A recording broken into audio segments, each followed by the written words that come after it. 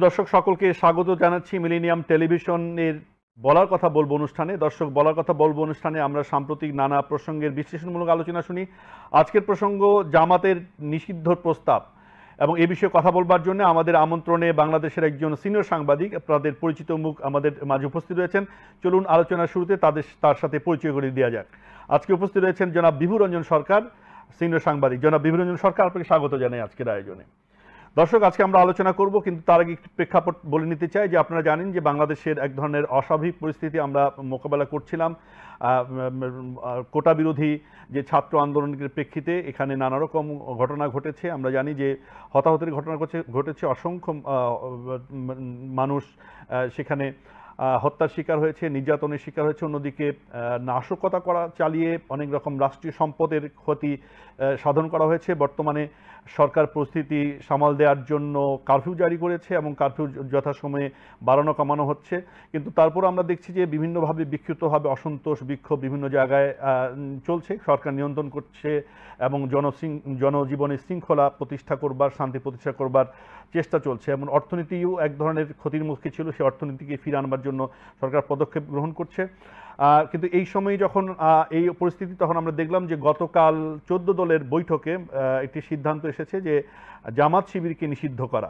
এই সিদ্ধান্তটি নিয়ে এখন আলোচনা চলছে। আমরাও আজকে এই অনুষ্ঠানে সেটি নিয়ে আলোচনা করতে চাই।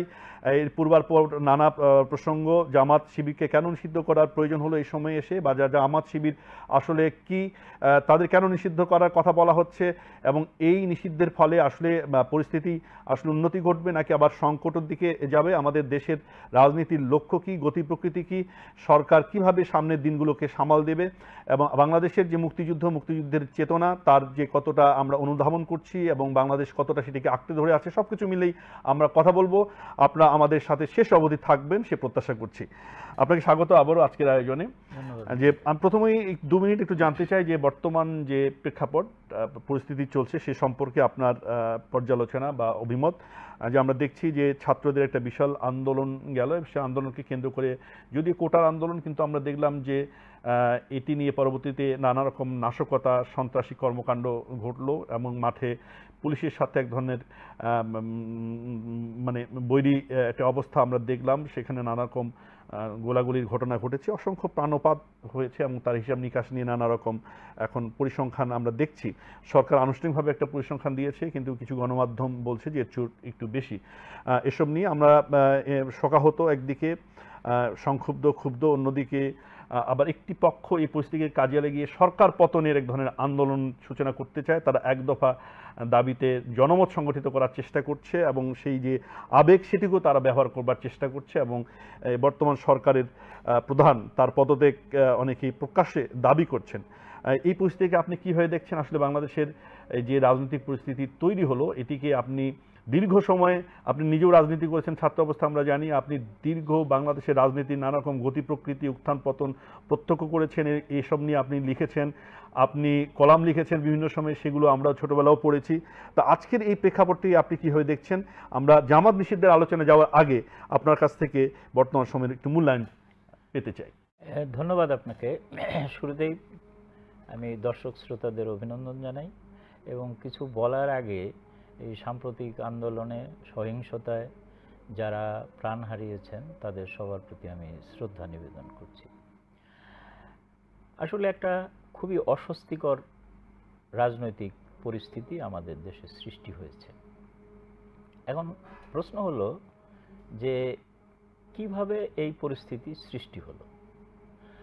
আপনি বলেছেন কোটা সংস্কার আন্দোলন ছাত্রদের, আপনি আমার কথাও বলেছেন, তো ঠিকই। আমি তো 1969 সালের যে গণ অভ্যুত্থান, সেই সময় থেকে অনেক আন্দোলন সংগ্রামী দেখেছি, নিজেও অনেক আন্দোলন সংগ্রামে সরাসরি অংশগ্রহণ করেছি ছাত্র আন্দোলনের একজন কর্মী হিসেবে। কিন্তু এবারের আন্দোলন নানা দিক থেকেই ব্যতিক্রমী। প্রথমত, যেই আবেগটা শিক্ষার্থীদের মধ্যে কাজ করেছে কোটা নিয়ে, যে মেধা বনাম কোটা, এমন একটা বিষয় সামনে আনা হয়েছে যাতে মনে হয় যে আসলে মেধা যাচাই না করেই চাকরি দেওয়া হয়, যেই জিনিসটা কিন্তু আসলে ঠিক না।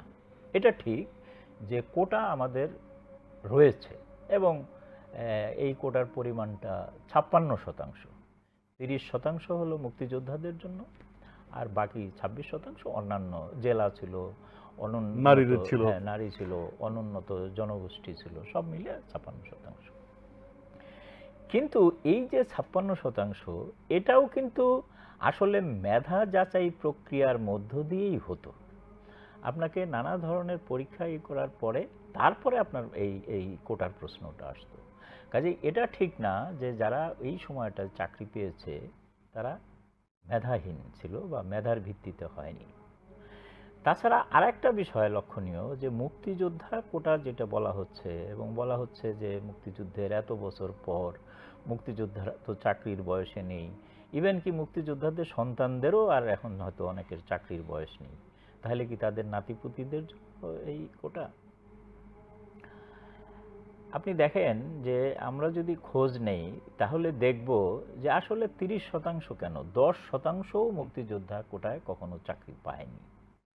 কিন্তু একটা ভুল তথ্য দিয়ে ভুল বিষয়কে সামনে এনে শিক্ষার্থীদের মনোজগতে একটা আবেগ তৈরি করা হয়েছে যে আসলে এই কোটা পদ্ধতির কারণে আমরা চাকরি পাচ্ছি না। এটা কিন্তু মোটেও ঠিক না। তো ফলে কিন্তু তারপরেও আমরা যেহেতু আমরা এটা একটু বলে রাখি, আপনি বললেন যে আবেগ তৈরি করা হয়েছে, তার মানে এই আবেগটা তাহলে কারা তৈরি করলো প্রশ্ন আসে। না, এটা তো আন্দোলনের সংগঠক, এটা তো সবাই জানে যে কয়েকজন সমন্বয়ক আছেন যারা এই বিষয়টা সংগঠিত করেছেন। এবং আমরা জানি যে 2018 সালেও কিন্তু একটা আন্দোলন হয়েছিল। সেই আন্দোলনের পরিপ্রেক্ষিতে কোটা কিন্তু বন্ধ, নিষিদ্ধ ঘোষণা করে সরকার বাতিল করে দিয়েছিল। অর্থাৎ 18 সালের পর থেকে কোটা নাই। তো কোটা নাই তার মানে হলো যে এখন কোটাতে চাকরি কারো হচ্ছে না। এখন সাম্প্রতিক একটি আন্দোলন, ওই সময়ে আবার মুক্তিযোদ্ধা পরিবারের পক্ষ থেকে 2জন বা 3জন আদালতে আপিল করেছিল। সম্প্রতি আদালত, হাইকোর্ট একটা রায়ের মাধ্যমে ওই সরকারের যে পরিপত্র ছিল কোটা বাতিল করা, সেটা বাতিল করে দিয়েছে। অর্থাৎ কোটা পুনর্বহালের ব্যবস্থা আবার আদালতের নির্দেশে হয়েছিল। কিন্তু সেটাও কিন্তু মানে সঙ্গে সঙ্গে সরকারের পক্ষ থেকে এটা আবার আপিল বিভাগে এটা করা হয়েছিল। অর্থাৎ কোটা যতক্ষণ পর্যন্ত এটা আন্দোলন মানে কোর্টে ফয়সালা না হচ্ছিল ততক্ষণ পর্যন্ত কোটাটা কিন্তু চালু নেই।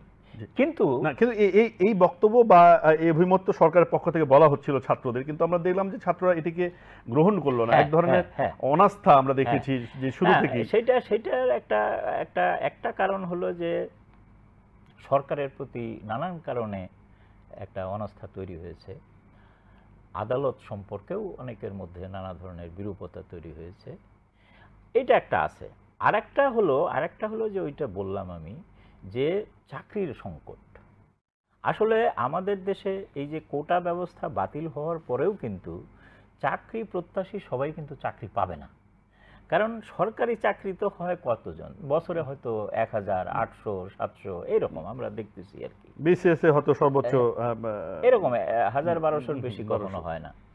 তো তাহলে আর পরীক্ষা দিয়ে পাশ করছে এমএ, বিএ, এই কি বলে এমবিএ, বিবিএ, প্রকৌশলী, ডাক্তার, এই সংখ্যা তো হাজার হাজার। দেশে এখন শিক্ষার 4 থেকে 5 লক্ষ তারা শ্রমবাজারে প্রবেশ করছে, উপযোগী হচ্ছে। এখন যে কোনো কারণেই হোক শিক্ষার্থীদের ধারণা হয়েছে যে কোটা আছে বলেই আমরা হয়তো চাকরি থেকে বঞ্চিত হচ্ছি, কিন্তু আসলে তা না। কাজের ক্ষেত্র বা কর্মসংস্থানের ক্ষেত্রটাই আমাদের দেশে সম্প্রসারিত হয়নি। আমি খুশি হতাম শিক্ষার্থীরা যদি এই দাবি তুলতো যে আমি পড়াশোনা শেষে আমরা কাজের ব্যবস্থা চাই, কাজের নিশ্চয়তা চাই, সেটা খালি সরকারি চাকরিতে না। আরেকটা হলো যে আমাদের শিক্ষা ব্যবস্থার মধ্যেই নানা ধরনের গলদ আছে। ধরেন দুনিয়ার কোনো দেশে সাধারণ শিক্ষার এরকমই হয় না, কারিগরি শিক্ষা, বিশেষায়িত শিক্ষা, এই জিনিসগুলোর উপর জোর দেওয়া হয়। কিন্তু আমাদের দেশে হলো যে ওই যে বললাম যে লক্ষ লক্ষ মানুষ হলো এমবিএ পাস করতেছে, বিবিএ পাস করতেছে, এমএ পাস করতেছে, এমএস পাস করতেছে, কিন্তু সে জানে না যে কোথায় তার চাকরি হবে। ইভেন আমাদের দেশে প্রকৌশলীরাও এখন তার পেশাগত কাজে বা ডাক্তাররা তার পেশাগত কাজের ক্ষেত্র ছেড়ে সরকারি চাকরিতে। তো সরকারি চাকরিতে এত মোহনীয় মানে হয়ে আকর্ষণীয় হয়ে উঠলো কেন? না, গত 1.5 দশকে সরকারি চাকরির স্কেল বেড়েছে আচ্ছা, খুবই, সেইটার কারণ হলো যে সেটি কারণে একসময় তো সরকারি চাকরি করতে চাইতো না মানুষজন। তো সেই ক্ষেত্রেও কিন্তু পরিবর্তন হয়েছে। একটা হলো যে সরকারের মানে নানা ধরনের সুযোগ সুবিধা হয়েছে, চাকরি শেষে তার একটা বড় পেনশন পাওয়ার সুযোগ, নানান রকম। তার বাইরে আছে দুর্নীতি। সরকারি চাকরি মানেই হলো ব্যাপক মানে দুর্নীতি, এবং সেটাও এখন নানানভাবে বাইর হচ্ছে বিভিন্ন কর্মকর্তা, বিভিন্ন দায়িত্বশীল ব্যক্তিদের সম্পদের। মানে আমাদের প্রধানমন্ত্রী নিজেই বলছেন যে তার পিয়নেরই 400 কোটি টাকা মানে সম্পদ হয়েছে। তো এগুলো তো খুব সাধারণ ঘটনা না, এগুলো মানুষকে খুব মানে আবেগাপ্লুত করে, মানুষকে আহত করে, মানুষকে ক্ষুব্ধ করে। এবং সবটা মিলেই কিন্তু কোটা আন্দোলনটা যখন শুরু হলো, এর একটা এক ধরনের বিস্তার ঘটল। এবং এইটা খালি মানে ধরেন যে বিশ্ববিদ্যালয় বা পাবলিক বিশ্ববিদ্যালয় না, বেসরকারি বিশ্ববিদ্যালয় বা অনেক স্কুল কলেজের শিক্ষার্থীরাও কিন্তু এই কোটার আন্দোলনে। কিন্তু বিহুদ, আমরা আজকের আলোচনা প্রসঙ্গে যাব, যেটি হচ্ছে যে আপনি বলছিলেন যে এটা আবেগকে আশ্রয় করে এই ধরনের আন্দোলন হয়েছে। কোটা নাই, আপনি নিজেও বলছেন যে কোটা ছিল না, গত 6টা বিসিএসে কোটার ভিত্তিতে নিয়োগ দেওয়া কিন্তু হয়নি। 18 সালে এই পরিবর্তে বাতিল হয়ে গেল, যদিও হাইকোর্টে নিয়ে এসেছে। সরকার বলছিল যে অপেক্ষা করতে এবং সেটির সমাধান হয়ে যাবে আগস্টের মধ্যেই। কিন্তু এটি আমরা দেখলাম যে ওই পক্ষ যারা আন্দোলনকারী তারা এটি আস্থায় নিল না বা অপেক্ষা করলো না।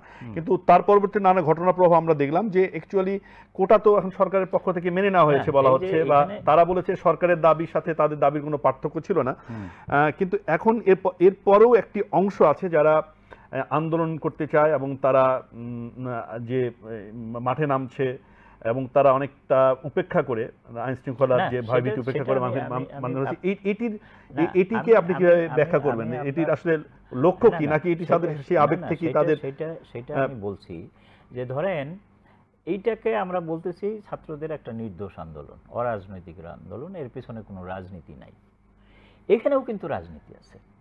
আসলে আমরা দেখছি কি, এই আন্দোলনের যারা সংগঠক, যারা সমন্বয়ক, তাদের কয়েকজনের কিন্তু এখন রাজনৈতিক পরিচয় জানা যাচ্ছে। তারা ছাত্র শক্তি নামে, তারা ওই 18 সালে ওই যে নুরুল হক নূর তার যে মানে সংগঠন, সেটার থেকে বেরিয়ে এসে একটা আলাদা সংগঠন তৈরি করে, যেটার নাম হলো ছাত্র শক্তি। এবং এই ছাত্র শক্তি হলো আসলে উগ্রবাদী এবং সাম্প্রদায়িক রাজনীতির সঙ্গে তাদের মানে বেশি হলো ঘনিষ্ঠতা। তো এরা সংগঠক। এইটা কিন্তু প্রথমে জানা যায়নি এদের এই রাজনৈতিক পরিচয়টা। কিন্তু যখন ধরেন যে সরকার আদালত বলল যে তোমাদের দাবির সঙ্গে আমরা একমত, এটা একটা তারিখ দেওয়া, প্রধান বিচারপতি তাদেরকে স্কুলে শ্রেণীকক্ষে ফিরে যেতে বললেন, কিন্তু কেউ গেল না। এইখানেই কিন্তু হলো আসল সমস্যাটা, যে আমরা এখন বলতেছি সরকার যদি আগে উদ্যোগ নিত তাহলে হয়তো এরকম পরিণতি হতো না বা এরকম। এগুলো হলো কিন্তু আসলে এইটা হলো অনুমান নির্ভর কথা, কি হলে কি হতো বলা মুশকিল। আমার ব্যক্তিগত ধারণা, যাই করা হোক না কেন এই বিক্ষোভ প্রশমিত হতো না, কারণ পেছন থেকে যারা এই আন্দোলনের সংগঠক তাদের একটা সুদূর প্রসারী পরিকল্পনা ছিল, এবং সেই পরিকল্পনাটা কিন্তু এখন রাস্তায় বাস্তবায়ন। আমি একটু বলতে চাই, তাদের সেই পরিকল্পনা যদি থেকে থাকে, আপনি বলছেন যে পরিকল্পনা ছিল, তাহলে এই পরিকল্পনার ফাঁদে কি আসলে সরকার বা আওয়ামী লীগ কোনোভাবে পা দিয়ে ফেললো কিনা, যে তাদের নানা রকম মন্তব্য বা ছাত্রলীগকে নামিয়ে দেওয়ার ক্ষেত্রে? সেটা তো হইতেই পারে। সরকারের তো অবশ্যই দুর্বলতা আছে বা ব্যর্থতা আছে। প্রথম ব্যর্থতা হলো কালক্ষেপণ করা। যখন এই জিনিসটা আনা হলো তখনই যদি গুরুত্ব দিয়ে আলোচনায় বসা হতো তাহলে হয়তো বিষয় মানে পরে যেটা করা হলো যে আগস্ট থেকে তো জুলাইতে নিয়ে আসা হলো কোর্টেরই আর কি, তাহলে এটা শুরুতেই কেন করা হলো না? কারণ শুরুতে হলো সরকার এটা বুঝতে পারে। শুরুতে কেন? আপনার তো 3 সপ্তাহ মতো যখন ঘোষণা দেওয়া হলো, হয়তো 18 দিন বা 3 সপ্তাহ মতো বাকি ছিল, তো এই 3 সপ্তাহ ছাত্ররা কেন অপেক্ষা করতে পারলো না? কারণ সেই মুহূর্তে তো বিসিএস এর কোনো নিয়োগ হচ্ছে না, বা আরো যদি 3 মাস অপেক্ষা করতো তাহলে তো তারা নিয়োগ হয়ে যাচ্ছে, ব্যাপারটা এমন না। আমরা তো শুরুতেই বললাম যে তাদের পরিকল্পনা ছিল সুদূর প্রসারী, কিন্তু সরকার মানে তাৎক্ষণিক প্রতিক্রিয়া না দেখানোতে এখন দায়টা চলে গেছে সরকারের উপরে। কিন্তু সরকার যদি তাৎক্ষণিকভাবে ব্যবস্থা গ্রহণ করত এবং তারপরে কোনো অজুহাতে ছাত্ররা মাঠে থাকার চেষ্টা করত, তাহলে কিন্তু মানুষ তখন এদের দুষত। এখন মানুষ দুষছে সরকারকে, কারণ সরকার হলো ওই অবহেলাটা করছে। এবং এইটাও ঠিক, আপনাকে এটা স্বীকার করতেই হবে যে সরকারের মধ্যে এক ধরনের অহমিকা, আত্মবিশ্বাস প্রচণ্ডভাবে ছিল এই কারণে যে এই যে গত ৩-৪টি সংসদ নির্বাচন হয়েছে, সব সংসদ নির্বাচনের আগেই সমস্যা দেখা দিয়েছে, কিন্তু কোনো না কোনোভাবে সরকার এটা উতরে গেছে, মোকাবেলা করেছে এবং সফলভাবে ক্ষমতায় আছে, কোনো সমস্যা হয়নি। কিন্তু একবার হয়তো মানুষ এটাকে ভালোভাবে মেনে নেয়, দুইবারও হয়তো মেনে নেয়, তিনবারও হয়তো কিছুটা অসন্তোষ সহ মেনে নেয়, কিন্তু চতুর্থবার গেলে কিন্তু মানুষের সেই ধৈর্যটা আর থাকে না। মানুষ মনে করেছে যে একটা বিশ্বাসযোগ্য নির্বাচন করতে সরকারের সমস্যাটা কোথায়। আমরা তো ভোট দিতে চাই আওয়ামী লীগকে, আওয়ামী লীগ দেশের জন্য ভালো করছে, মানুষ এই যে 2 কোটি মানুষকে নানা ধরনের সুবিধা দিচ্ছে, প্রায় 1 কোটি মানুষ, গৃহহীন মানুষকে ঘর তুলে দেওয়া হয়েছে, বাড়ি তুলে দেওয়া হয়েছে, তারপরে সরকারের আত্মবিশ্বাসের অভাব কেন? এই জিনিসটা মানুষকে, এবং এইখানেই হলো যে না, কিন্তু এটি তো আসলে আরেক পক্ষের কথা আছে যে বিহুদা, যে নির্বাচনে যদি কোনো দল অংশগ্রহণ না করে, তারা যদি আমি আপনার যুক্তি মানে মেনে তারা নিচ্ছি, দৃশ্যপটে না আসে, আমি সেটা বলতেছি তো যে সেটা তো ঠিকই, তারা সরকার পরিবর্তন করতে চায়, কিন্তু সরকার পরিবর্তনের যে গণতান্ত্রিক পদ্ধতি নির্বাচন করা, সেইটাতে তারা অংশ নিতে চায় না। তারা তাদের সুবিধা মতো একটা পরিবেশ চায় যাতে তারা ইয়ে করতে পারে, সেটা নিন্দনীয়। কিন্তু আমার কথা হলো যে এই পরিস্থিতিটা, এই যে অবিশ্বাস এবং সন্দেহটা এত প্রবল হলো কেন, এইটা মীমাংসা করাই তো সরকারের একটি গণতান্ত্রিক সরকারের দায়িত্ব। আপনি আপনার এইটাকে দীর্ঘায়িত করা, মানে জটিলতা বাড়ানো, এইটা তো গণতন্ত্র না। যে আপনি যেটা বলছেন যে সরকার খুব বেশি আত্মবিশ্বাসী হয়ে গিয়েছিল তাদের, আপনি 12 সাল থেকে, আমি বিরোধী দলের ভূমিকার প্রশংসা করব না, কিন্তু বিরোধী দলের মানে এই যে বিরোধী দলের যে জনসমর্থন নাই, সেটা কিন্তু বিভিন্নভাবে প্রতিফলিত হয়, এটা সরকারও বোঝে, তারপরেও তাদের ছেড়ে দিলে অসুবিধা কি? আপনি ধরেন যে 2018 সালের নির্বাচনের যে ফলাফল, বিএনপি 6-7টা সিটে জেতা, এটা মানুষ বিশ্বাস করে না যে এত, বিএনপি হয়তো মানে আরো বেশি, মানে এত কম না, মানে ক্ষমতায় যেত না, কিন্তু 50-60 সিট আসনে জিতবে না, এটা মানুষ বিশ্বাস করে না, মানে এইটা হলো সমস্যা। তো এই জায়গাটা, এই ক্ষতিগুলো কিন্তু সরকার করেছে, এবং সরকার মানে আমি বলবো যে সরকারের অতি উৎসাহী ব্যক্তিরাই হয়তো এটা করেছে, কিন্তু পুরো দায়িত্বটা তো আসলে সরকারের আসে। তাহলে সরকারের করণীয় কি ছিল? যে মানুষের এই ক্ষোভটা যাতে আবার না জাগে কোনোভাবে, মানুষের ক্ষোভটা প্রশমিত হয়, সেইটা করা। সেটা করার কাজ কি? মানুষ ক্ষুব্ধ হয় কি কারণে? মানুষ ক্ষুব্ধ হয় তার আয় ব্যয়ের যখন সঙ্গতি থাকে না, যখন বাজারে সে যায়, তার পকেটে যে টাকা, জিনিসপত্রের যে দাম, সেইটা সে মিলাইতে পারে না, তখন সে ক্ষুব্ধ হয়। যখন সে চোখের সামনে দেখে যে তার একটা সন্তান চাকরি করতে গেলে তাকে ঘুষ দিতে হয়, এবং সেই ঘুষের পরিমাণটা খুব কম না, এই যে কাজগুলো আপনি, অর্থাৎ আমি বলতেছি যদি ন্যায় নীতি, সমতা এবং আদর্শনিষ্ঠা এগুলো নিয়ে সরকার আগাতো, তাহলে আমার মনে হয় এই যে ছাত্রদের যে আন্দোলনে মানুষের এত ব্যাপক সমর্থন, সেইটা পেত না। সেই ক্ষেত্রটা সরকার তৈরি করে দিয়েছে। আর বিরোধী দল, তারা তো তাদের তো লক্ষ্যই হলো নিজেরা যেহেতু কিছু করতে পারে না, অন্যের উপর ভর করে তারা ক্ষমতায় যেতে চায়। আমরা দেখেছি 2013 সালে বা 14 সালে, 13 সালেই সম্ভবত, হেফাজত যখন সমাবেশ করলো, সেখানে বিরোধী দল উপযাচক হয়েই করলো, এবং বেগম খালেদা জিয়া নির্দেশ দিলেন তার দলের নেতাদের, কর্মীদের খাবার দেওয়ার জন্য, তাদের সহযোগিতা করার জন্য। অর্থাৎ তাদের ডাকে মানুষ আসে না, হেফাজতের ডাকে যেহেতু এসেছে, ওইটার উপরে ভর করো। এবারও কিন্তু তাই, এবার হলো আসলে আরো সুদূর প্রসারী পরিকল্পনা, আগের থেকেই এগুলো করা হয়েছে, যে তোমরা টেনে টেনে একটা জায়গায় যাবে না। কিন্তু দাদা, সরকার কিন্তু এই কথা বলছিল যে রাজনৈতিকভাবে যে বক্তব্য দেওয়া হচ্ছিল আওয়ামী লীগের পক্ষ থেকে, যে এই আন্দোলনকে কেন্দ্র করে আসলে এখানে যারা যুদ্ধাপরাধী শক্তি, জামাত, শিবির, বিএনপি, তারা ফায়দা নিতে চায়, ফলে তারা এই আন্দোলনের বারবার সতর্ক করছিল, বা তারা এই বক্তব্য দিচ্ছিল। সেটা বক্তব্য দিচ্ছে, কিন্তু বক্তব্য দিয়ে কাজটা কি করছে? আপনি জানেন যে এইটা দীর্ঘায়িত হলে তারা সুযোগ নেবে, তাহলে তো আপনার কাজ হলো দীর্ঘায়িত করতে দিবেন না, আপনি তো সেটা করতে দিলেন। আচ্ছা, তারপরে আমি বলতেছি যে যেহেতু আপনি জানেন, আপনার কাছে যদি এই তথ্য থাকে যে এর থেকে সুবিধা ওরা নেবে, আপনি মানে ঘরে আগুন লাগবে, তারপরে আলু পোড়া দিতে তারা আসবে, এটা যেহেতু আপনি জানেন, তাহলে তো আপনার ওই যে ঘরে আগুনটা লাগার আগেই বিষয়টাকে নিষ্পত্তি করতে হবে। সরকারের ব্যর্থতা হলো এইখানে, তারা এতটাই আত্মবিশ্বাসী হয়েছে যে ঘরে কেউ আগুন দিতে আসবে না। আর তারপরে হলো যে আওয়ামী লীগ সম্পর্কেও আমি বলি একটু এই প্রসঙ্গে, যে এই যে আওয়ামী লীগ একটা হলো গণমানুষের দল, এটাই ছিল। বঙ্গবন্ধু ক্ষমতায় থেকে আওয়ামী লীগ সৃষ্টি করেন নাই। আওয়ামী লীগের আন্দোলন সংগ্রামের উপর ভিত্তি করে বঙ্গবন্ধু জনপ্রিয় হয়েছেন, জাতীয় নেতা হয়েছেন, বঙ্গবন্ধু হয়েছেন, জাতির পিতা হয়েছেন।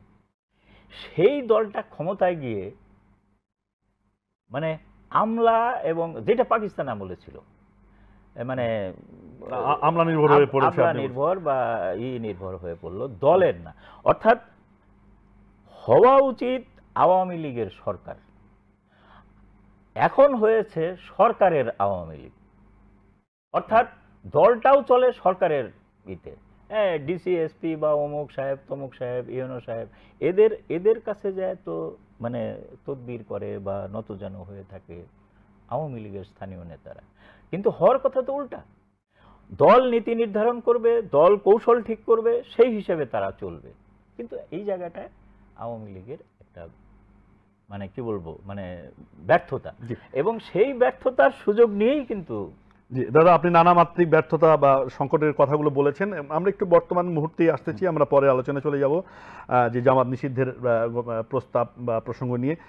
এখন এই মুহূর্তে আসলে কি করণীয় আমরা দেখছি নানা রকম প্রতিক্রিয়া দেখছি, যে আসলে যেমন আজকে রাষ্ট্রীয়ভাবে সরকার শোক ঘোষণা করেছে, শোক উদযাপন করা হচ্ছে। অন্যদিক থেকে যারা সরকার বিরোধী অথবা যারা এটাকে পছন্দ করছে না, তারা আবার সংগ্রামী হিসেবে লাল ফিতা ধারণ, অথবা আমরা সামাজিক যোগাযোগ মাধ্যমে দেখছি যে লাল কালো, অর্থাৎ তারা লাল রং দিয়ে তাদের ফেসবুক প্রোফাইল পূর্ণ করছে, এটি আমরা দেখছি। এবং বর্তমান সময়ে যে শান্তির এক ধরনের আশ্বাস, মানুষ শান্তির এক ধরনের স্বপ্ন দেখছে, কিন্তু এই শান্তি কতটা ফিরে আসবে বলে আপনি কি মনে করেন? আমাদের অসংখ্য ভাই বোন মারা গেছে এই ঘটনায়, এবং এই যে শোক, এই শোক আসলে কাটিয়ে উঠবার প্রতিষ্ঠাটা কি হতে পারে? না, আমি মনে করি ব্যক্তিগতভাবে যে শান্তি প্রতিষ্ঠার কোনো বিকল্প নেই। ঝগড়া বা রাগ, ক্ষোভ, অভিমান এগুলো পরিস্থিতিকে উন্নত করে না। আমাদের প্রথম হলো এখন হওয়া উচিত ধৈর্য ধারণ করা। আমরা কিন্তু এটা লক্ষ্য করছি, সরকার কিন্তু এক ধরনের মানে ধৈর্যের পরিচয় দিচ্ছে। শুরুতে যা হয়েছে হত্যা বা আর কি, দুই পক্ষেরই বাড়াবাড়ি ছিল বা দুই পক্ষেরই দায়িত্বহীনতা ছিল। আপনি মনে করেন যে যখন মানে কোর্টের থেকে সর্বশেষ রায় দেওয়া হলো, তখনও কিন্তু ছাত্র এই বৈষম্য বিরোধী ছাত্র আন্দোলনের পক্ষ থেকে আসলে বলা উচিত ছিল যে সরকারের নৈতিক পরাজয় হয়েছে, আমাদের বিজয় হয়েছে, কাজেই আমরা এখন বিজয় উল্লাস করব, আমরা এই করব না। কিন্তু আমরা দেখলাম রহস্যজনকভাবে কমপ্লিট শাটডাউন ঘোষণা করা হলো। এইটাই হলো যে ওই যে পেছন থেকে যারা কলকাঠি নাড়ছে, যারা এই জিনিসটাকে মানে মানে এইখানেই শেষ করতে চায় না, যারা টেনে নিয়ে যেতে চায়, তারা কিন্তু টেনে নিল, এবং টেনে নিয়ে কি করলো যে একটা সংঘাতময় পরিস্থিতি দেশে তৈরি হলো। এখন ধরেন ছাত্র যেমন মারা গেছে, খুবই দুঃখজনক, এবং সব ছাত্র যারা মারা গেছে সব আন্দোলনকারী তাও কিন্তু নয়, একটা স্কুলের ছাত্র বা একটা সাধারণ। এখন তো দেখা যাচ্ছে মৃত্যুর সংখ্যা যাই পথচারী মারা গেছে আমরা জানি, সেখানে পুলিশ মারা গেছে, বেশিরভাগই কিন্তু হলো পথচারী বা সাধারণ খেটে খাওয়া শ্রমজীবী মানুষ। ছাত্র কিন্তু দেখা যাচ্ছে এখন সংখ্যায় কম। কিন্তু আমি এই সংখ্যা নিয়ে বিতর্ক করতে চাই না, কত মানুষ মারা গেছে সেটা বড় কথা। যে কোনো মৃত্যুই বেদনাদায়ক, যে কোনো মৃত্যুই ওই পরিবারের জন্য একটা দুঃসহ শোক ও ভার নিয়ে আসে আর কি। এবং এই শোক কাটানো আসলে টাকা দিয়ে বা ক্ষতিপূরণ দিয়ে করা যায় না। কিন্তু তারপরেও দেখেন সরকার কিন্তু কতগুলো পদক্ষেপ নিয়েছে, যেটা আমি মনে করি সরকারের জন্য শুভবুদ্ধিরই আর কি। যেমন হলো এই যে শোক প্রকাশ করা, নিহতদের জন্য মানে কি বলে ধর্মীয় প্রতিষ্ঠানে প্রার্থনা করা। না, কিন্তু কেউ কেউ বলছে এটা মায়া কান্না, তারা না, না, নিজেরাই সেটা তো সংগঠিত করে। বলবে, যারা মানে যারা যারা যারা এগুলো বলে বলুক, সেটা বলবি, ওইটা না। কিন্তু সেটা আসলে বিশ্বাসযোগ্য করে তোলার জন্য যেটা করা দরকার ছিল সেটা হলো যে ধরেন যে প্রধানমন্ত্রী ক্ষতিপূরণ দিচ্ছে, এই করছে, সব ঠিক আছে, কিন্তু আবার দেখা যাচ্ছে যে এক মন্ত্রী বলছেন যে কোনো শিক্ষার্থীকে হয়রানি করা হবে না, তাদের বিরুদ্ধে মামলা দেওয়া হবে না, কারণ সরকারই বলছে যে এই কাজগুলো শিক্ষার্থীরা করে নাই। এবং আন্দোলনকারীরাও শুরুতেই বলেছে যে এর সঙ্গে এই জ্বালাও পোড়াও বা অগ্নিকাণ্ড এগুলোর সঙ্গে আমাদের সম্পর্ক নেই। তাহলে এই যে বিভেদ, মানে পার্থক্যটা, অর্থাৎ যারা জ্বালাও পোড়াও করছে তারা এবং কোটা সংস্কারের আন্দোলন, তারা যে এক না, জি। এইটা আপনি করেন, ঠিক আছে, কিন্তু দেখা যাচ্ছে কি যে এখন যখন আপনি ব্লক রেট দিয়েই করছেন তখন কিন্তু ছাত্রদেরও গ্রেপ্তার করা হচ্ছে। না, এবং খালি কিন্তু দাদা এই যে একটা আমরা দেখলাম যে আন্দোলনে যত সংখ্যক মানুষ এখানে অংশগ্রহণ করেছে বা নাশকতা যে ঘটনাগুলো ঘটেছে, সরকার বলছে নানা রকম ভিডিও ফুটেজ আছে, তারা সেই ভিডিও ফুটেজ দেখে দেখে যাচ্ছে। তো আপনি নিজেও বলেছেন যে আন্দোলনকারীদের মাঝেও কিন্তু ঘাপটি মেরে অন্য একটা শক্তি ছিল যাদের একটা উদ্দেশ্য আলাদা ছিল, বলে তারাও তো আন্দোলনকারী হিসেবেই পরিচিত, তারাও তো বা ছাত্রের মধ্যে থাকতে পারে। আমি তো সেটা বলছি, সেক্ষেত্রে যারা প্রকৃত অপরাধী বা যারা এর সাথে সংযুক্ত তাদেরকে, সেটা অবশ্যই যে এই যে ক্ষয়ক্ষতি, এই যে এইটা খালি জামাত শিবির বললে তো হবে না, বিএনপি বললে হবে না, এই দায় আন্দোলনকারীদেরও নিতে হবে, কিন্তু সেটা বলার একটা সময় আছে, সেই সুযোগটা আপনাকে তৈরি করতে হবে। আপনি প্রথম ভিডিও ফুটেজ দেখে ওদেরই ধরেন না, আমি নিশ্চিত যে বিটিভিতে যারা হামলা করেছে ফুটেজ দেখে একজন শিক্ষার্থীও সেখানে পাওয়া যাবে না। যারা এই সড়ক ভবনে বা সেতু ভবনে হামলা করেছে বা মেট্রো রেলে আপনি দেখবেন যে হ্যাঁ দুই একজন ছাত্র থাকতে পারে না, আমি তা বলবো না, থাকতে পারে, হ্যাঁ থাকতে পারে। আমি যাদেরকে বলছি যে যাদের রাজনৈতিক পরিচয় আছে তারা কিন্তু কেউ অ্যাকশনে ছিল না, তারা কিন্তু কেউ ফিল্ডে ছিল না, ফিল্ডে ছিল কিন্তু সাধারণ শিক্ষার্থীরা। এবং দেখেন যে এরকমও দেখা গেছে যে একটা মেয়ে স্কুলে পড়ে বা কলেজে পড়ে, সে যখন শুনছে যে অমুক জায়গায়, এগুলো কতগুলো গুজবও ছড়ানো হয়েছে যে অমুক বিশ্ববিদ্যালয়ের এতজন ছাত্র মারা গেছে, শুনে সঙ্গে সঙ্গে তার প্রতিক্রিয়া যে এইটা কেন, আমি যাব আর কি, একটা ঢিল হলেও সে চলেছে।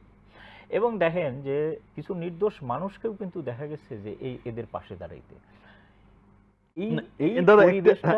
মানে আসলে আলোচনা আমরা যেতে পারছি না, অনেক প্রসঙ্গ আছে বা প্রশ্ন আছে। যে একটি প্রশ্ন হচ্ছে যে পুলিশের গুলিতে হত্যা মারা গেছে, আবার আপনি কি মনে করেন যে অনেকে বলছেন যে না ভিতর থেকেই স্যাবোটাজ হয়েছে, এমন ঘটনাও আছে। পুলিশ আর কি করতে পারতো, যে পুলিশের গুলিতে ছড়াগুলি নানা দৃশ্য দেখেছি, আপনি কি মনে করেন যে এই ধরনের আন্দোলনের মুহূর্তে পুলিশ আসলে কতটা নিয়ন্ত্রণে রাখা উচিত ছিল কিনা, মানে পুলিশ আরো যদি সতর্ক হতো তাহলে এই ধরনের হতাহতের ঘটনা ঘটতো না, এটা মনে করেন কিনা? আরেকটি ভাষ্য আছে যে পুলিশ সতর্ক ছিল বলেই কিন্তু এত হতাহতের ঘটনা কম ঘটেছে, আরো হয়তো বেশি হতে পারতো।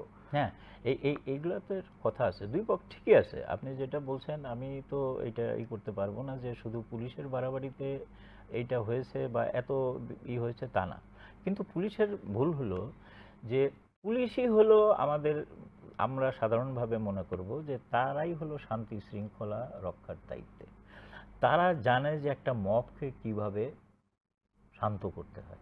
এই প্রশিক্ষণ তো আমার নাই, এই প্রশিক্ষণ আপনার নাই, এই প্রশিক্ষণ কিন্তু শিক্ষার্থীদের নাই। শিক্ষার্থীরা ঢিল মারে না পুলিশের উদ্দেশ্যে, এই রকম কোনো আন্দোলন বাংলাদেশে হয়নি। সব আন্দোলনেই কিন্তু প্রথম টার্গেট হলো পুলিশ, কারণ পুলিশ ব্যারিকেড দেয়, পুলিশ রাস্তা বন্ধ করে, মনে করে যে এরা হলো সরকারকে রক্ষা করার জন্য আসছে, কাজে ওকে মারো আর কি।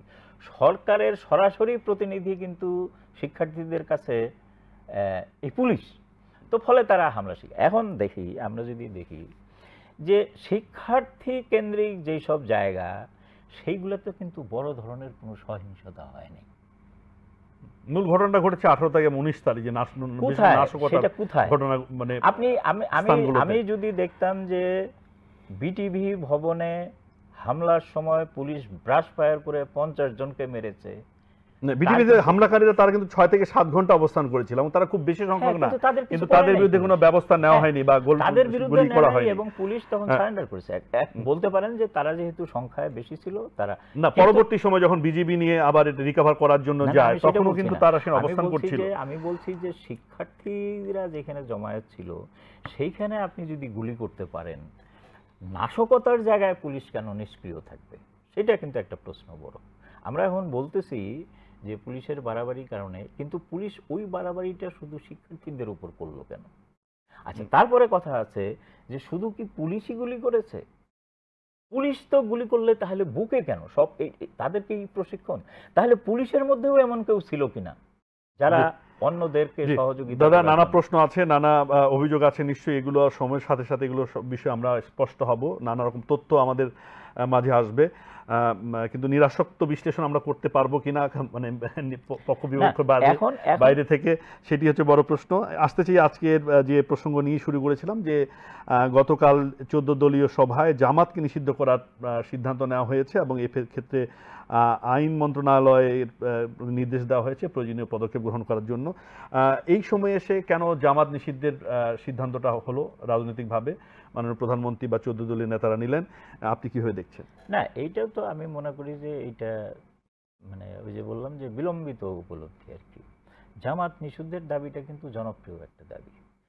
এই যখন আর কি এই যে ঘাতক দালালদের বিরুদ্ধে তাদের শাস্তির দাবিতে যখন আন্দোলন হয় শাহবাগে, তখনও কিন্তু এই দাবিটা খুব তীব্র ছিল। তারপরে শাহবাগ কি বলে এই হেফাজতের কাণ্ড বা পরবর্তী নানান সময়ে জামাতের নিষিদ্ধ করার দাবিটা কিন্তু সামনে এসেছিল। আপনি দেখেন, জামাতের রাজনীতি কিন্তু মুক্তিযুদ্ধের পরে বাংলাদেশে তো জামাতের রাজনীতি করার কথা না, কারণ এই রাষ্ট্রটার অভ্যুদয়ের বিরোধিতা করেছে জামাত ইসলাম রাজনৈতিক সিদ্ধান্ত নিয়ে। শুধু রাজনৈতিক সিদ্ধান্ত না, পাকিস্তানি হানাদার বাহিনীর সহযোগী হিসাবে তারা হত্যা, নারী ধর্ষণ, অগ্নিসংযোগ এই ধরনের মানবতা বিরোধী অপরাধ সংগঠিত করেছে। তো জামাত স্বাভাবিকভাবেই স্বাধীনতার পর, শুধু জামাত নয়, জামাত, মুসলিম লীগ, নেজামে ইসলাম এই ধরনের, ওই প্রেক্ষাপটটা একটু আপনার কাছে জানতে চাই। যে আমরা জানি যে 71 সালের পরবর্তী সময়ে জামাত সহ কয়েকটি দলকে নিষিদ্ধ করা হয়েছিল, তারা রাজনীতি করতে পারবে না, এবং জামাতের অধিকাংশ নেতাই তো আসলে সেই সময় পাকিস্তানিদের সহচর হিসেবে ভূমিকা পালন করেছিল, তারা নানা রকম অপরাধ করেছিল। পরবর্তীতে যুদ্ধাপরাধীদের বিচারের দাবির প্রেক্ষিতে সেটা আমরা দেখেছি যে তারা আদালত কর্তৃক দোষী সাব্যস্ত হয়ে তাদের বিরুদ্ধে সেই ব্যবস্থা নেওয়া হয়েছে, আদালতের রায় তাদের অনেকের ফাঁসি হয়েছে। এবং এই যে 71-এর পরবর্তী সময় যখন নিষিদ্ধ হলো, ওই প্রেক্ষাপটটা একটু জানতে চাই যে তখন কি একটা দাবি উঠেছিল যে এই ধরনের সংগঠনগুলো নিষিদ্ধ করার, বা পরবর্তী সময়ে তারা আবার রাজনীতিতে কিভাবে ফিরে এলো, মানে সেই বিষয়টা একটু জানা দরকার। আমাদের নতুন প্রজন্ম হয়তো তারা এই ঘটনা প্রবাহগুলো, ইতিহাসের এই অংশগুলো তারা জানেন না, একটু জানতে চাই। 71-এর মুক্তিযুদ্ধের পরে কিন্তু দাবি করে সেটা নিষিদ্ধ করা হয়েছে তা কিন্তু না, ঘটনাক্রমেই তারা নিষিদ্ধ হয়েছে। কারণ যেহেতু তারা এই স্বাধীনতার বিরুদ্ধে ছিল, বাংলাদেশ যাতে স্বাধীন রাষ্ট্র হিসেবে আত্মপ্রকাশ করতে না পারে, তার জন্য যা যা করা দরকার সবই এই যে ধর্মভিত্তিক সাম্প্রদায়িক দলগুলো করেছে। কারণ আমরা জানি যে পাকিস্তান রাষ্ট্রটাই ছিল একটা সাম্প্রদায়িক রাষ্ট্র, কিন্তু সেইখান থেকে অসাম্প্রদায়িক এবং বৈষম্যমূলক সব সিদ্ধান্ত ছিল। বাঙালির জন্য একরকম নীতি, পশ্চিম পাকিস্তানের জন্য একরকম, পশ্চিম পাকিস্তানেও আবার যারা বালুচ তাদের জন্য একরকম, পাঞ্জাবিদের জন্য একরকম, সিন্ধের জন্য একরকম, এরকম ছিল আর কি। কিন্তু নানান রকম ঘটনাক্রমের মধ্য দিয়ে, আন্দোলন সংগ্রামের মধ্যে দিয়ে পাকিস্তানের বিরুদ্ধে একটা সেন্টিমেন্ট এটা উঠলো। বঙ্গবন্ধুর নেতৃত্ব যেই হলো, সেটা হলো মূলত হলো যে আমরা বৈষম্য চাই না, আমরা গণতন্ত্র চাই, আমরা অসাম্প্রদায়িক রাষ্ট্র চাই। কিন্তু 70-এর নির্বাচনে আওয়ামী লীগ যখন বিপুলভাবে বিজয়ী হলো, তখন কিন্তু পাকিস্তানিদের টনক নড়ল। তারা কিন্তু আবার সেই ষড়যন্ত্রে ফিরে গেল যে আওয়ামী লীগকে ক্ষমতায় দিলে, শেখ মুজিবকে ক্ষমতা দিলে আমরা আবার অধিকারহীন হয়ে পড়ব। সেই কারণে কিন্তু তারা ওই যে যুদ্ধ 25শে মার্চ চাপিয়ে দিল বাঙালির উপর, এবং সেইখানে ধরেন যে উচিত ছিল সব বাঙালিরই এর বিরুদ্ধে রুখে দাঁড়া। কিন্তু আমরা দেখলাম যে আওয়ামী লীগ, ইভেন আওয়ামী লীগেরও কিছু কিছু লোক যে বিশ্বাসঘাতকতা করে নাই, পাকিস্তানের পক্ষে যায় নাই তা না, কয়েকজন নির্বাচিত এমএনএও কিন্তু পাকিস্তানের অবস্থান নিয়েছে। হ্যাঁ, এটা সবসময় হয়, সব মানুষ একরকম হয় না, এগুলো খুব আদর্শ ভিত্তিক দল না। কিন্তু এই যে ধর্মভিত্তিক সাম্প্রদায়িক দলগুলো, যার মূলে ছিল মুসলিম লীগ, ছিল তখন ক্ষয়িষ্ণু, কিন্তু ছিল জামাত ইসলাম, তারা সংগঠিত ছিল, তারা মিলিটেন্ট ছিল, এবং তারা দেখেন এই যে রাজাকার, আলবদল, আলসামস যেগুলো ঘাতক বাহিনী, এগুলোর কিন্তু মূলত এগুলো মিলিশিয়া বাহিনী, সেই সময় তো একেবারে রাষ্ট্র কর্তৃক নির্বাচিত প্রতিষ্ঠিত বাহিনী, এবং এগুলা মূলে ছিল এই জামাত, এবং আমাদের দেশের বুদ্ধিজীবী হত্যা থেকে শুরু করে নারী দর্শন থেকে শুরু করে অসংখ্য অপরাধমূলক কাজ, এগুলোর পিছনে ছিল জামাত। ধরেন পাকিস্তানি সৈন্যরা পথঘাটও চিনত না, তাদের পথ দেখায় দেওয়া, কোন বাড়ি আওয়ামী লীগের, কোন বাড়ি হিন্দুর, কোন বাড়ি অসাম্প্রদায়িক মানুষের, এগুলো কিন্তু তারা করেছে, জামাত ইসলামী করেছে। তো মুক্তিযুদ্ধের পরবর্তী সময়ে প্রথমেই কিন্তু সরকার সেই কারণেই যে যারা আমাদের দেশের বিরোধিতা করেছে তাদের রাজনীতি করা যাবে না এই স্বাধীন দেশে, স্বাধীন দেশে। এবং এটা কিন্তু ছিল বঙ্গবন্ধু জীবিত কাল পর্যন্ত তারা কিন্তু করেনি। ইভেন গোলাম আজম ধরেন যে জামাত ইসলামের যিনি প্রধান নেতা এই অংশের ছিল, উনি কিন্তু শেষ দিকেই অক্টোবর নভেম্বর মাসে উনি বুঝতে পারেন যে অবস্থা ভালো না, উনি পশ্চিম পাকিস্তান প্রথম যান।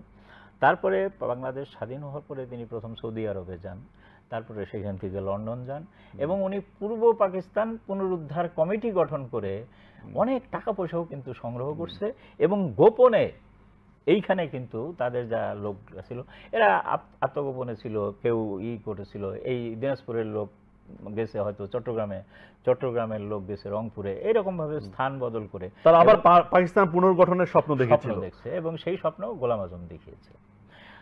দুঃখজনক হলো যে এরা কিন্তু তারপরেও ৭৫ সালে বঙ্গবন্ধু হত্যার আগ পর্যন্ত প্রকাশ্যে রাজনীতি করার সুযোগ পায়। কোন সময়টা তারা রাজনীতিতে এলো এবং কিভাবে তারা, আমরা জানি তারা ক্ষমতায় মন্ত্রীও নির্বাচিত হয়েছে, সেটাই বলছি যে সেইটার সুযোগ করে দিলেন জিয়াউর রহমান। এখন জিয়াউর রহমান হলেন যে এমনি উনি একজন মুক্তিযোদ্ধা হিসেবে পরিচিত, বঙ্গবন্ধু ওনাকে খেতাব দিয়েছে বীরুত্তম, এবং ফলে তাকে তো একজন, উনি একটা সেক্টরের দায়িত্ব ছিলেন, সবটা মিলে ওনার ইমেজ হলো উনি হলো মুক্তিযোদ্ধা। কিন্তু বঙ্গবন্ধুর ঘাতকরা কিন্তু বঙ্গবন্ধুকে হত্যা করে এমন সব লোককেই বেঁচেছিল যাদের সঙ্গে আবার বঙ্গবন্ধুর এক ধরনের মানে সখ্যতা ছিল, বা বলবো যে তার চারপাশে ছিল, যেমন খন্দকার মোস্তাক, উনি তো আওয়ামী লীগের একজন বড় নেতা, এবং দীর্ঘদিন যে কোনো সময় দেখবেন যে বঙ্গবন্ধুর সহচর, এবং কিন্তু উনি যে বিরুদ্ধে ছিলেন, বঙ্গবন্ধুর রাজনৈতিক আদর্শের বিরুদ্ধে ছিলেন, উনি যে বাংলাদেশের স্বাধীনতার বিরুদ্ধেও ছিলেন, এটা কিন্তু মুক্তিযুদ্ধের সময় আমরা দেখছি। কিন্তু দুঃখজনক হলো যে মুক্তিযুদ্ধে বিজয়ের পর আমরা কিন্তু শত্রু মিত্রদের বিরুদ্ধে মানে পরিকল্পিত কোনো সুদূর প্রসারী অবস্থান নিতে পারিনি আমরা তাৎক্ষণিক। আপনার সঙ্গে আমার সখ্য আছে, আমি জানি যে আপনি মুক্তিযুদ্ধের বিরোধিতা করছেন, আমি এটাকে ওভারলুক করলাম, কারণ হলো যে ওইটা বলা হয়ে থাকে যে আমরা একটা ছোট্ট একটা দেশ, প্রত্যেকের সাথে প্রত্যেকের সামাজিক পারিবারিক সম্পর্ক আছে, সেই জায়গা থেকে তাদের এই প্রশ্নটা একটু রাখতে চাই যে আমরা দেখেছি যে বিভিন্ন সময়ে যখন বিপ্লব হয়েছে বা নতুন রাষ্ট্র উদ্বোধন হয়েছে, আমরা কিউবা দেখতে পারি, বা চীনে যখন গণবিপ্লব হলো, রাশিয়ায় সমাজতান্ত্রিক বিপ্লব হলো, আমরা এছাড়াও আমরা যদি সেই কি বলে বিভিন্ন জায়গায়, তো সেই জায়গায় কিন্তু প্রতি বিপ্লবী যারা ছিল তাদের বিরুদ্ধে নাকি ব্যবস্থা নেওয়া হয়েছে, ব্যাপক ব্যবস্থা নেওয়া হয়েছে রাজনৈতিকভাবে, বা জার্মানিতেও যারা হিটলার পক্ষে অবলম্বনকারী ছিল তাদের বিরুদ্ধে ব্যবস্থা নেওয়া হয়েছে, কিন্তু আমাদের এই দেশে কিন্তু সেই ব্যবস্থা নেওয়া হলো না। আমি তো সেটাই বলছি যে সেই ক্ষেত্রে একটা বড় কারণ হলো বঙ্গবন্ধুর উদারতা। বঙ্গবন্ধু ভেবেছিলেন যে এই তো আমারই তো মানুষ আর কি, তো আমি তো এখন মুক্ত হয়েছি, আমি এখন স্বাধীন হয়েছি, তো আমাদের মধ্যে আর বিভেদ বিভ্রান্তির দরকার নেই। তিনি কিন্তু ওই যে তার বিশালত্বের কারণে সব না, আমি বলবো যে উনি বেছে বেছে কিছু মানুষকে জেলে রেখে অন্যদের সাধারণ ক্ষমা ঘোষণা করেছিলেন। তো সেই সাধারণ ক্ষমার ঘোষণাটা কিন্তু বঙ্গবন্ধু যে উদারতা দেখালেন, আপনি যেটা বললেন যে কোনো রাষ্ট্র বিপ্লবের পর প্রতি বিপ্লবীদের কিন্তু ক্ষমা করা হয় না, এবং আপনি হয়তো জানেন নিষ্ঠুরভাবে তাদের দমন করা হয়, ইতিহাস আছে। এবং ওই যে ক্যাস্ট্রোর সঙ্গে যখন বঙ্গবন্ধুর দেখা হয়েছিল, এটা অনেকেই বলে বা জানে, বা আমিও আমার অনেক লেখায় লিখেছি যে এক রাত্রে বঙ্গবন্ধুর সঙ্গে ক্যাস্ট্রোর ব্যক্তিগত মানে তাদের যে ওই আলজিয়ার্সে জোট নিরপেক্ষ সম্মেলনে যখন গেছিলেন, তখন ওই যে কিন্তু বলছিল ক্যাস্ট্রো যে আমি একটা গুলি দেখতেছি তোমাকে টার্গেট করে। তো উনি বলছে কেন, আমার দেশের মানুষ বাঙালি, তো আমাকে পাকিস্তানিরা আমাকে মারতে পারে নাই। বলে যে এইটাই হলো তোমার ভুল, শত্রুরা কখনো শত্রুকে ক্ষমা করে না। আমার এইখানে যারা আমার বিরুদ্ধে সংগ্রাম করেছে আমি কিন্তু তাদের ক্ষমা করিনি।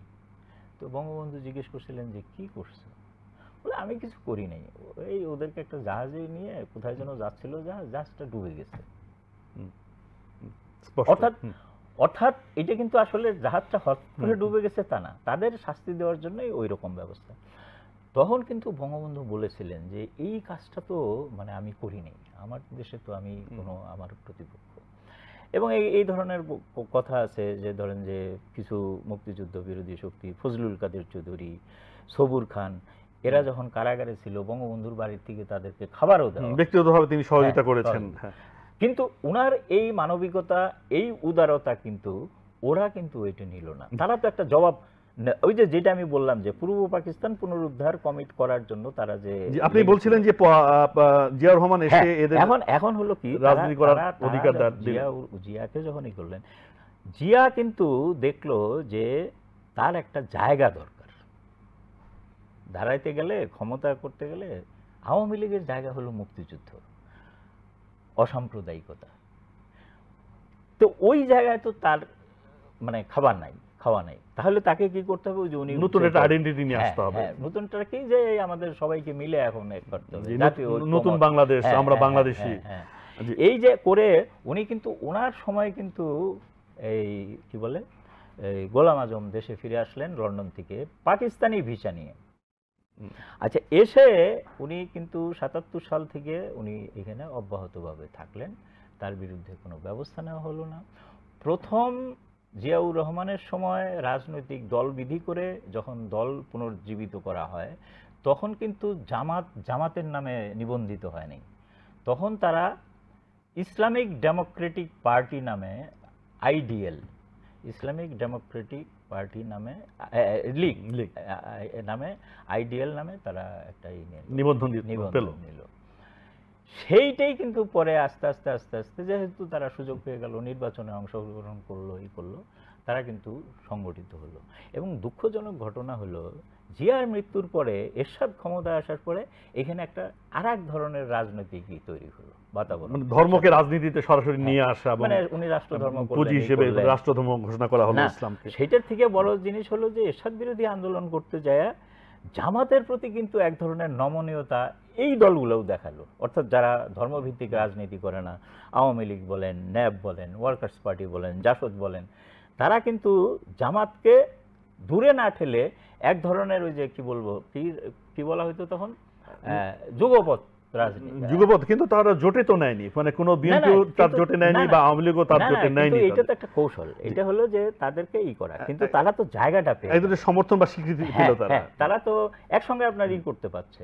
এবং শুধু তাই না, পরে তো তারা নির্বাচিত হলো, পার্লামেন্টে বসার সুযোগ পেল, খালেদা জিয়ার সঙ্গে যেমন বসেছে, শেখ হাসিনার সঙ্গেও বসেছে। এখনো বেশি নির্বাচনে আমরা দেখলাম যে তারাও একটা বড় অংশ তারা। এই যে জামাতকে নিয়ে একটা কৌশলের রাজনীতি আমাদের দেশে শুরু হলো, এইটা একটা বিরাট ক্ষতির কারণ হয়েছে। কারণ যেই দলটা এই দেশের অস্তিত্বে বিশ্বাস করে না, সেই দলটাকে আপনি সুযোগ করে দিলেন রাজনীতি করে। কিন্তু একটু দাদা বিশ্বাস, 53 বছর পর এসে যদি জামাতের তাদের যদি রিয়েলাইজেশন হয় যে তারা ভুল করেছে, বা তারা এই ধরনের কোনো রাজনৈতিক বক্তব্য কি এসেছে তাদের মধ্যে থেকে? তারা কখনো বলে নাই যে আমরা ভুল করেছি, এখনো না, কোনো জামাতের কেউ বলে না যে আমরা ভুল করেছি। কিন্তু এখন বলা হয় যে এখন নতুন প্রজন্ম, 50 বছর পর নতুন প্রজন্ম এসে ফলে তারা তো রাজনীতি করতেই পারে, তাদের সাথে জামাতের আসলে হয়তো আগের মতো করেই তারা তাদের উপলব্ধি নেই।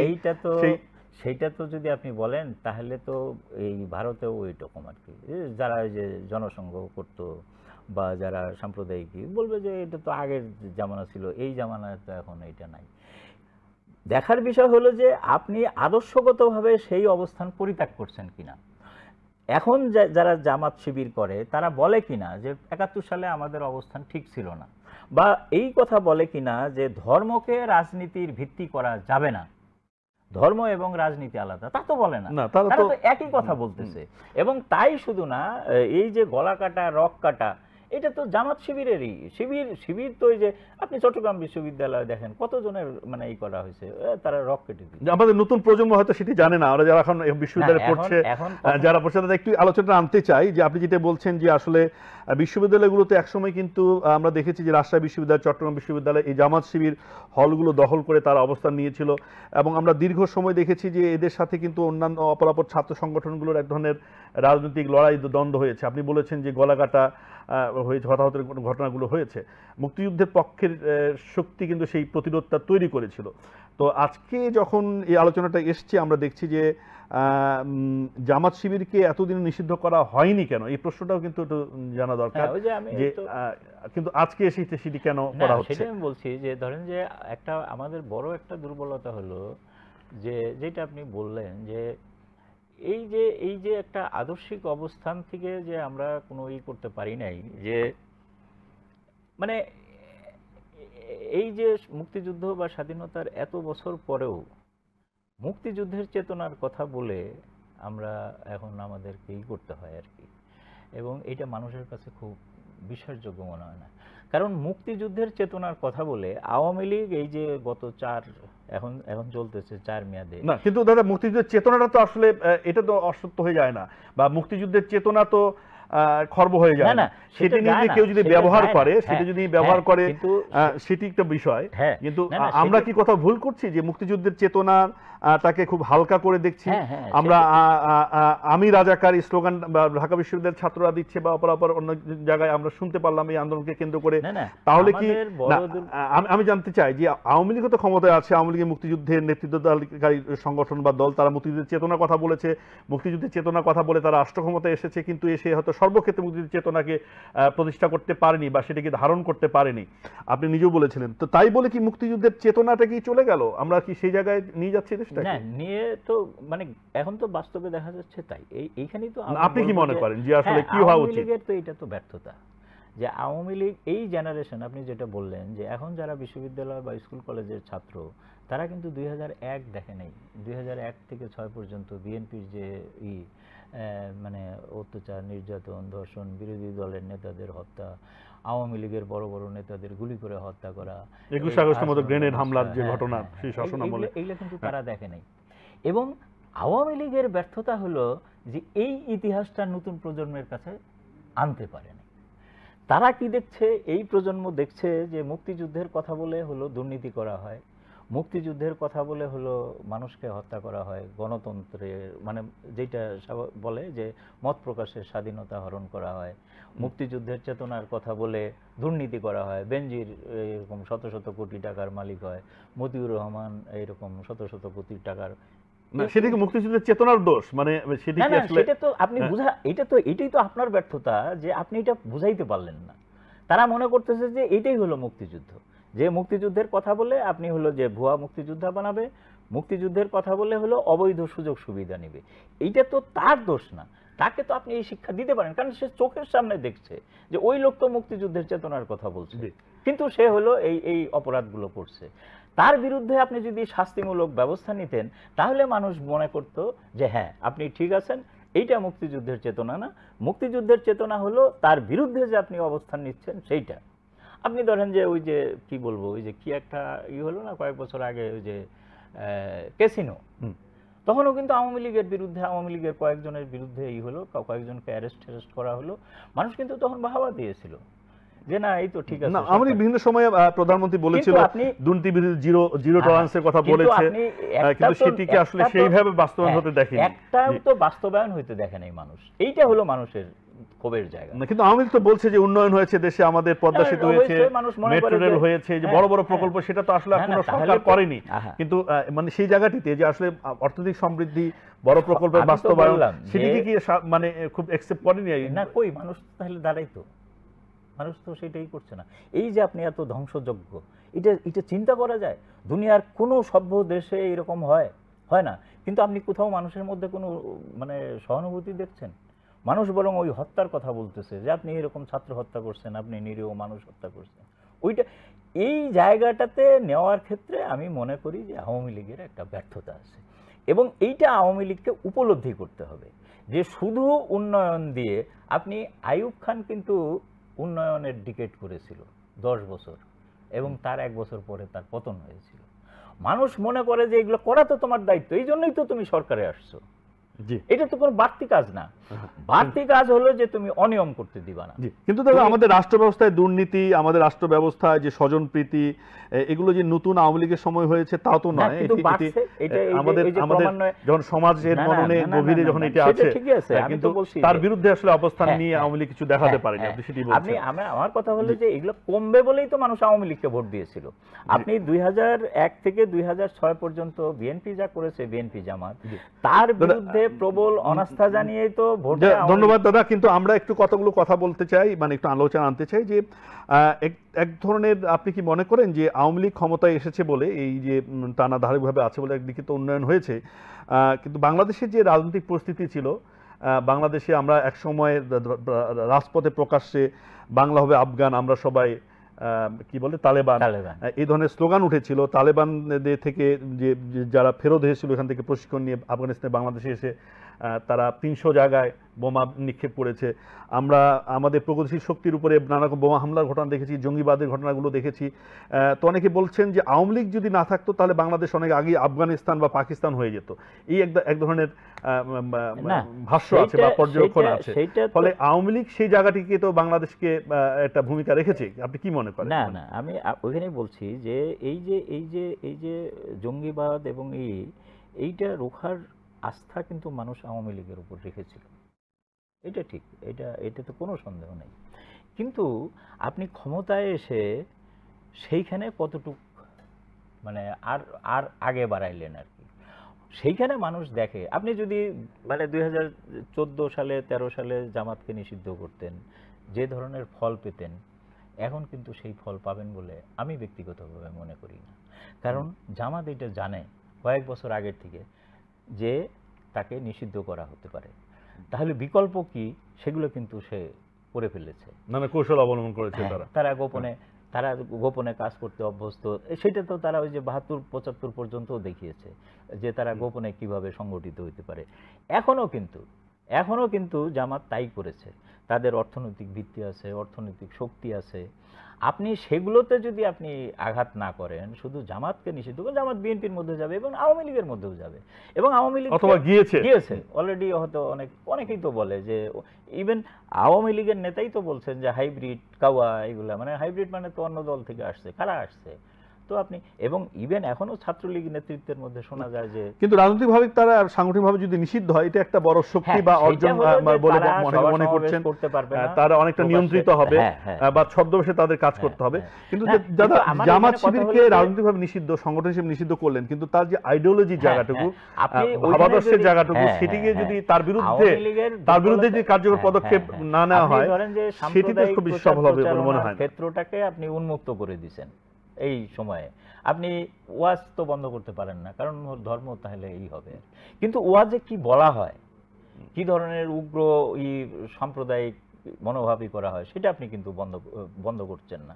কিন্তু বাঙালি সংস্কৃতির বিকাশের জন্য যেই সব কথা, মানে যাত্রা গান, পালা গান, জারি গান, সারি গান, এগুলো কিন্তু আপনি করতে দেন না, এগুলো হয় না।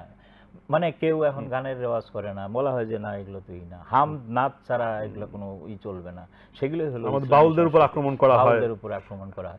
তাহলে এই জায়গাগুলোতে আওয়ামী লীগ আসলে পরিকল্পিতভাবে কাজ করতে পারে নাই, মানে খুব বেশি ক্ষমতা কেন্দ্রিক হয়ে গিয়েছিল আওয়ামী লীগ। আপনি হলো ক্ষমতা, আপনি সঙ্গে হেফাজতের সঙ্গে সমঝোতা করেন, তারা যেটা বলে সেই অনুযায়ী আপনি শিক্ষানীতি, পাঠ্যপুস্তক পরিবর্তন করেন, মারাত্মক আর কি। তো এখন মানে একদম সমঝোতা, কনসেশন দিয়েছে আওয়ামী লীগ, আপনি বলতে চাচ্ছেন। আপনি সমঝোতা বা কৌশল রাজনীতিতে একটা অপরিহার্য জিনিস, কিন্তু নীতির প্রশ্নে আপনি যখন আপোষ করেন, কৌশল এক জিনিস, নীতি তো আলাদা জিনিস। দাদা, প্রশ্ন রাখতে চাই, তাহলে ভবিষ্যতে বাংলাদেশের প্রগতিশীল রাজনীতি, অসাম্প্রদায়িক রাজনীতি, ধর্মনিরপেক্ষ রাজনীতির ভর কেন্দ্র বা আশ্রয় কেন্দ্র কোনটা, কি মনে করেন? আমাদের এক ধরনের বর্তমান যে প্রেক্ষাপট, আপনি বলছেন যে আওয়ামী লীগ মুক্তিযুদ্ধের চেতনা বাস্তবায়ন করতে ব্যর্থ হয়েছে, বা মুক্তিযুদ্ধের চেতনার কথা বলে তারা আসলে জনগণের যে মনোবৃত্তি সেটা আকর্ষণ করতে পারেনি। কিন্তু আসলে 71 তো আমাদের একটা আত্মপরিচয়ের জায়গা। 71 কিন্তু বাংলাদেশকে তার যে স্বরূপে ফিরিয়ে এনেছে, বাংলাদেশের মানে বৈশিষ্ট্যের মূল জায়গাটি হচ্ছে 71। তো আমরা সেখান থেকে আসলে ফিরিয়ে আসবার, মুখ ফেরানোর মানে কোনো সুযোগ আছে কিনা? না, মানে সুযোগ একেবারে থাকে না তা তো না, কিন্তু নির্ভর করে যে আপনি কি করছেন, আপনার এখনকার কর্মকৌশল কি হবে, কিভাবে আপনি এটাকে ক্ষতিপূরণ করতে চান। ক্ষতিপূরণের নানান রকম জিনিস আছে, আপনি একভাবে হচ্ছে আমরা যে শেষ বল করে করতে হবে, করে, হ্যাঁ বলুন। এই করে। আরেকটা হলো যে মানুষকে নমনীয়ভাবে মানুষের মধ্যে সেই কাজগুলো করা। এখন আওয়ামী লীগের উচিত হবে রিয়ালাইজ করা, নিজের ত্রুটিগুলো তাদের আইডেন্টিফাই করা। এত বড় একটা দল কোনো ভূমিকা কেন রাখতে পারলো না? এত মানুষকে এত সুযোগ সুবিধা দিল, সেই মানুষগুলো কেন নীরব ভূমিকা পালন? সুবিধাবাদীরা কোথায় আজকে? হ্যাঁ হ্যাঁ, 75-এও আমরা দেখছি যে যেরকম অবস্থা। তো এখন যাই হোক, 75-এর অবস্থা তো হয় না, এই সরকার এখনো আছে। আমি মনে করি যে সব শেষ হয়ে যায়নি, এবং আমরা এই আশা নিয়ে বাঁচতে চাই যে আওয়ামী লীগ প্রথম হলো নিজের ঘর পরিষ্কার করবে। নিজেকে আগে যদি আপনি আত্মশুদ্ধ করতে পারেন, আপনি যদি দুর্নীতির বিরুদ্ধে, স্বজনপ্রীতির বিরুদ্ধে, পরিবারতন্ত্রের বিরুদ্ধে দৃঢ় অবস্থান নিয়ে আপনি দাঁড়াতে পারেন, তখন মানুষের ধীরে ধীরে ওই আস্থা। আর ইতিমধ্যে হলো যে যারা এইসব সংগঠিত, এখন মানুষ হয়তো বুঝছে না, কিন্তু অর্থনৈতিকভাবে যখন দেশ বিপর্যস্ত হয়ে যাচ্ছে, এত ক্ষতি, এটা কিভাবে পোষাবে, এগুলোর উপর এইগুলো ধাক্কা যখন মানুষের উপরে আসবে, এই যে শত শত কোটি টাকার সম্পদ বিনষ্ট হলো, তখন কিন্তু মানুষ রিয়েলাইজ করবে যে না, এটা ভুল হয়েছে। যারা এগুলো করেছে তারা দেশপ্রেমিক না, দেশপ্রেমিক হলো। দাদা, আমরা আলোচনা শেষ করব। 1971 সালে আমাদের মুক্তিযুদ্ধ হয়েছিল। আমরা তখন দেখেছি যে মুক্তিযুদ্ধের বিরোধী একটি শক্তি ছিল, তারা সংখ্যা খুব বেশি না হলেও কম নয়, এবং তারা 75-এর যে বঙ্গবন্ধুকে হত্যার মধ্য দিয়ে তাদের এক ধরনের লাইফলাইন তারা পেয়েছে। আপনি নিজে বলছেন রাজনীতিতে তারা প্রতিষ্ঠা হয়েছে, এবং পরবর্তীতে ক্ষমতায় তারা দখল করেছে। আমরা জানি যে 75 শুধু না, 21শে আগস্টের মতো গ্রেনেড হামলার সময় হয়েছিল, যেখানে বঙ্গবন্ধুর কন্যাকে সহ আওয়ামী লীগের শীর্ষ নেতাদের হত্যা করবার একটা প্রচেষ্টা হয়েছিল। তাহলে এই যে 71, 75, 21শে আগস্টের এটা কারা করলো? আওয়ামী লীগ সবসময় বলে যে এটা মুক্তিযুদ্ধের বিপক্ষ শক্তি, তারা সক্রিয়, এবং তারা এই দেশটিকে তারা ব্যর্থ রাষ্ট্রে পরিণত করতে চায়, এবং তারা প্রতিপক্ষ। ফলে এই মুক্তিযুদ্ধের শক্তিকে যদি মোকাবেলা করার, বিরুদ্ধ শক্তি মোকাবেলা করা না যায়, তাহলে বাংলাদেশের অস্তিত্ব টিকে রাখাটাই খুব কষ্টকর হয়ে যাবে। আপনি এই বক্তব্যটাকে কীভাবে নেন? এবং প্রকৃত অর্থে মুক্তিযুদ্ধ মানেই তো কেবলমাত্র আওয়ামী লীগ নয়, মুক্তিযুদ্ধ মানে এদেশের মানুষ, এদেশের মানুষের সংগঠিত শক্তি। ফলে আজকের প্রেক্ষাপটে এসে সাধারণ মানুষের কি দায়িত্ব হবে বলে মনে করেন? দুটো বিষয়ে আপনি কথা বলি, আমরা শেষ করব। এটা তো খুব সহজে বলার কথা না, এটা একটা দীর্ঘ আলোচনার ব্যাপার। কিন্তু আমি এটা মনে করি যে আসলে মুক্তিযুদ্ধের পক্ষের শক্তির ব্যর্থতার কারণেই মুক্তিযুদ্ধের বিরোধী শক্তি ঐক্যবদ্ধ হতে পেরেছে। আমরা সব সময় বলি যে মুক্তিযুদ্ধের বিরুদ্ধে যারা, তারা এক হয়ে যায়, কিন্তু মুক্তিযুদ্ধের পক্ষে যারা, তারা কিন্তু এক হইতে পারে না। কেন পারে না? তারা বিভাজিত নানা কারণে, এবং এই বিভাজনের সুযোগটাই তো তারা নেয় এখনো। মানে আমি যদি বলি, এটা কথার কথা, এটা খুব সিরিয়াসলি নেওয়ার দরকার। 14 দল, তো জাতির বৃহত্তর প্রয়োজনে কেন আমরা বলি না আমরা এক দল হব, আমরা মুক্তিযুদ্ধের চেতনার পক্ষের দল? জি, আমাদেরকে জাতীয় ঐক্যমত্যের সময় এসেছে কিনা, যে আমরা জাতীয় ঐক্যমত্যের কথা বলেছি, আবার বিরুদ্ধ পক্ষ তাদের ঐক্যমত্যের কথা, রাজনৈতিক ঐক্যের কথা বলেছে। তো আসলে এটি কোন জায়গায় হবে? এখন হলো যে আসলে তো আমরা মুখোমুখি অবস্থানে, এই যে দুই পক্ষেই ঐক্যের ডাক দিয়েছে এবং মানে বৃহত্তর ঐক্য গড়ে তুলতে পেরেছে। আমি মনে করি যে মুক্তিযুদ্ধের পক্ষ শক্তির বৃহত্তর ঐক্য গড়ে তোলার সুযোগ আছে, কিন্তু তাদের মধ্যে যে নানান রকম মানে ছোটোখাটো বিভেদ, বিভাজন, হ্যাঁ, এইগুলো যদি তারা কাটিয়ে উঠতে না পারে, তাহলে কিন্তু আসলেই আমরা একটা খারাপ সময়ের মুখোমুখি হব। অসংখ্য ধন্যবাদ দাদা আপনাকে। নিশ্চয়ই আমরা সেই খারাপ সময়ের মুখোমুখি হতে চাই না। আমরা বাংলাদেশকে বিশ্বসভায় একটি মর্যাদা সম্পন্ন দেশ হিসেবে, রাষ্ট্র হিসেবে প্রতিষ্ঠা করতে চাই, আমরা সেটাই দেখতে চাই। নানা রকম প্রান্তিক বিচ্যুতি, সংকটকে অতিক্রম করে বাংলাদেশ এগিয়ে যাবে, সেই প্রত্যাশা রাখি। দর্শক, আপনারা যারা শুনেছেন, আজকের আলোচনা দেখেছেন, সকলকে ধন্যবাদ জানাচ্ছি। আজকের আলোচনাটি ভালো লেগে থাকলে আপনার অন্যদের দেখার সুযোগ করবার প্রয়োজনে এটিকে শেয়ার করবেন, এবং আজকের আলোচনার বিষয়ে মন্তব্য করবেন আপনারা, সেই প্রত্যাশা রেখেই সকলকে ধন্যবাদ জানিয়ে শেষ করছি। আগামী আয়োজনে আবারও দেখা হবে। সকলে ভালো থাকুন। শুভরাত্রি।